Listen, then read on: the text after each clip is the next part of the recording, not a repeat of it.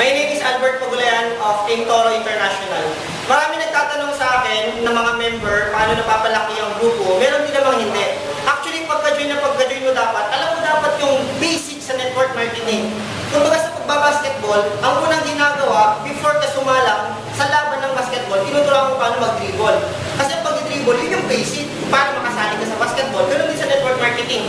Para mapalaki mo, organization mo, yung grupo mo, dapat sa una pa lang, may tuturo na sa iyo kung ano yung step by step na gagawin.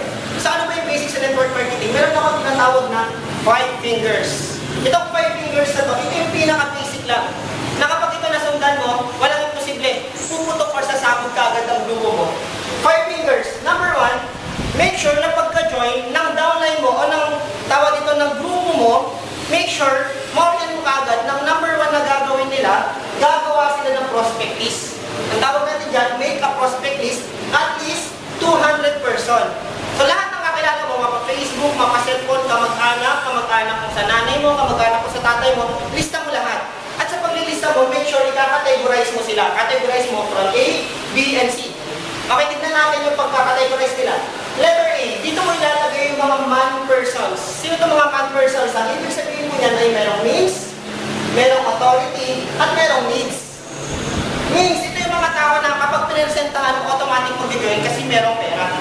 Authority, ito naman yung mga invites mo na it's either leader ng isang organization o leader ng isang grupo o kapitan. Kahit sino man yan, basta merong authority. Pag once na nila-invite mo at pinakitaan mo kung paano kikita ng malaki, since meron siyang authority, marami siya agad kakilala na pwede ipasok. Pangalawa, yung may mga needs. It's either merong sakit sa katawan or kailangan niya ng trabaho. So ito yung unang-unang ililista mo dun sa letter A. Letter B, ito naman yung mga taong merong sakit.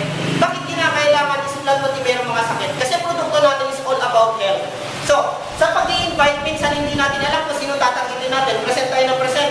May sakit ang pinay-present mo, kitaan. So, hindi siya bagay o hindi siya dun sa pinay-present mo. Meron din naman yung pinay-present mo, kitaan, pero ang kailangan niya, product. So, kinakailangan alam mo kung sino yung tatargetin mo talaga para at least less ka sa oras, hindi ka masyadong napapagod. Nagagamit mo lang tama yung 24 oras sa isang araw.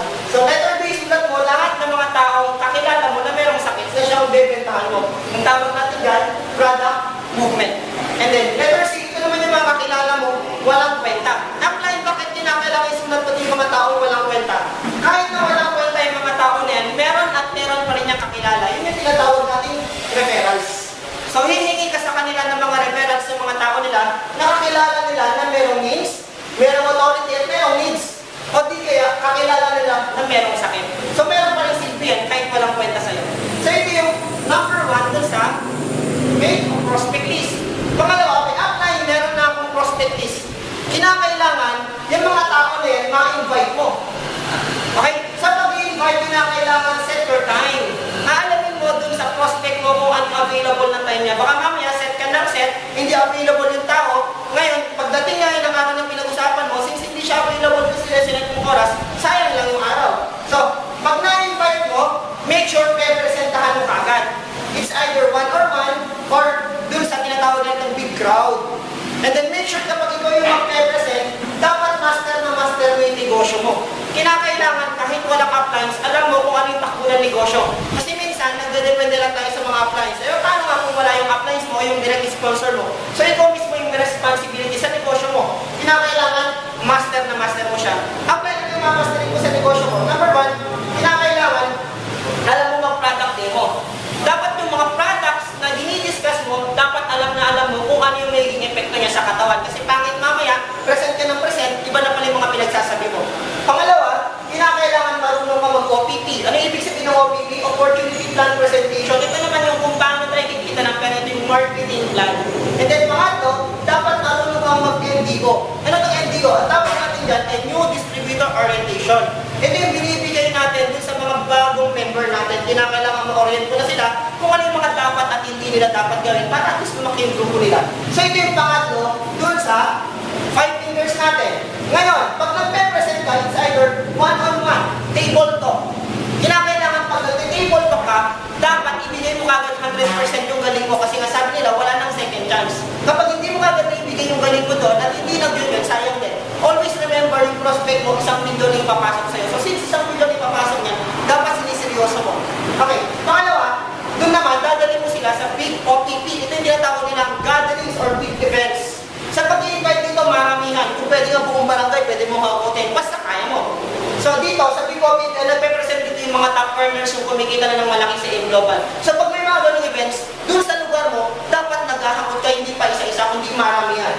Pangatlo, may tinatawag tayong home party. Ano naman tong home party? Ito naman yung pupuntahan mo sila sa mga bahay-bahay nila. Ikaw mismo yung dadayo, ikaw mismo yung magpe-present. Yung mismo, bago may sponsor or bagong direct mo, sasabihan mo siya na, "Oy, downline, mag-set ka ng presentation sa bahay mo." It's either mga kamag-anak mo, kapitbahay mo, around dun sa bahay nyo, kakausapin natin, it's either 5 or 10 or 15 person, at least mapresentahan natin. Para at least alam ng mga kamag-anak ng downline mo kung ano yung ginagawa niya para iwas rejection. So ito yung pangatlo sa 5 fingers. Sa pang-apat naman, meron tayong tinatawag na close deal. Sa pagko-close deal naman, meron tinatawag ng tatlong objection. Tatlo lang ang sasabihin yun eh. Tatlo lang ang mangyayari after mo mapresentan, it's either mag-iisip, mag-join, or hindi mag-join.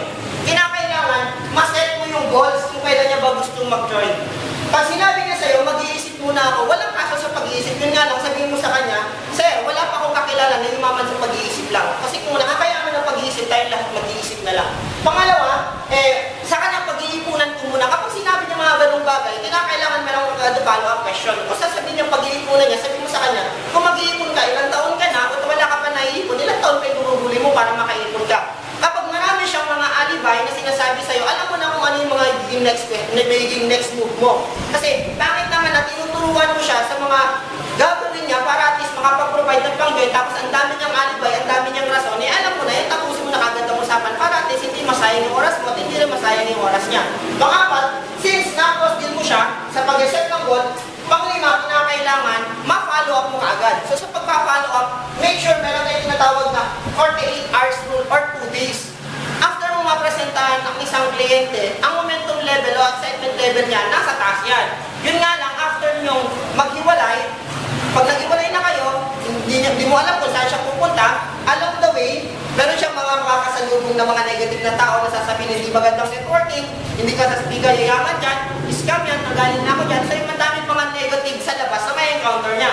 So pag naka-encounter siya ng mga negative na tao, syempre yung momentum niya, excitement level niya, bababa yan. Para may iwasan yung pagbaba ng excitement level niya, make sure na pa-follow up mo or nakakausap mo kagad para at least hindi bababa ang excitement level niya. Kasi pag hinayaan mo within 2 days na hindi mo siya na-follow up, huwag ka nang umasa na mag-join yan kasi ang excitement level niya bababa. So guys, kung ikaw ngayon, gusto mo lumaki, gusto mo sumabot ang grupo mo, itong 5 lang ang susundan mo. 5 fingers. Kapag ito na-master mo, ay grabe, nasabot ang grupo mo. 100%. Ito gawin mo, pag nag-grupo ka, ituro mo. Leverage lang ang gawin mo. For sure, lahat sasabot ang grupo mo. Pwede mo itong gawin anywhere sa grupo mo. Pwede mo gawin, o di kaya sa Facebook, ituro mo lang sa kanila. Meron tayong tinatawag na Skype. Pwede kayo mag-Skype, ituro mo to. Grabe, 100% talaga, sinisiguro ko sa'yo, yayaman at yayaman ka. Once again, my name is Albert Pagulayan of Toro International.